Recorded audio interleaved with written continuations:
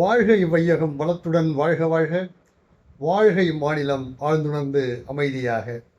அன்பர்களே, செப்டம்பர் 10 இயற்கைக்கும் அறிவுக்கும் உள்ள உறவு என்பது குறித்து தத்துவஞானி வேதாத்ரி மாமுனிகள் தன்னுடைய வாழ்க்கை மலரில் என்று பேசுகிறார். இயற்கைக்கும் அறிவுக்கும் என்ன உறவு என்றால், அது தந்தைக்கும் மகனுக்குமான உறவு, தாய்க்கும் மகளுக்குமான உறவு, இரு சகோதரர்களுக்குமான உறவு என்றுதான் நாம் சொல்ல வேண்டும். ஏனென்று சொன்னால், ஒரு மனிதன் ஒரு அறிவை பெற்றிருக்கிறான். அந்த அறிவு எப்பேற்பட்டதென்றால், ஒடுங்கி விரிந்து நன்மையாக தீமையாக இன்பமாக துன்பமாக உணர்ந்து கொள்ளக்கூடிய வகையில், இயங்கக்கூடிய வகையில் அந்த அறிவை பெற்றிருக்கிறான். அந்த அறிவு எங்கிருந்து பெற்றிருக்கிறான் என்றால், அந்த இயற்கையிடமிருந்து தான் பெற்றிருக்கிறான் என்பது உண்மை.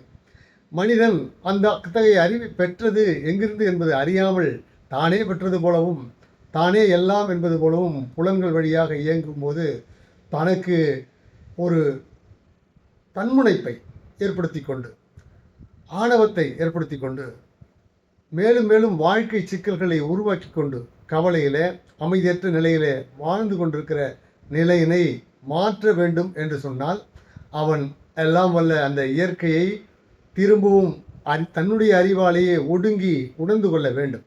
அப்படி தன்னுடைய இயற்கையின் ஆற்றல்களை ஆழ்ந்து ஒடுங்கி ஆராய்ந்து அறிந்து கொண்ட பின்பு அவரிடமிருந்து தன்முனைப்பு தானாக போய்விடும் என்று தத்துவஞானி வேதாத்ரி மாமுனி அவர்கள் கூறுகிறார்கள்.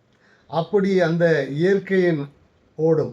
இயற்கையினுடைய அறிவோடும் தன்னுடைய அறிவை இணைத்து கொள்கிற அந்த பயிற்சியினை செய்ய செய்ய தானாக வாழ்க்கையிலே அமைதியும் நிறைவும் மகிழ்ச்சியும் ஒரு மனிதனால் எட்ட முடியும் என்று தத்துவஞானி வேதாத்ரி மாமுனி அவர்கள் கூறுகிற அந்த கருத்தை உங்களிடத்தில் எடுத்துச் சொல்லி இன்றைய சிந்தனை நிறைவு செய்கிறேன்.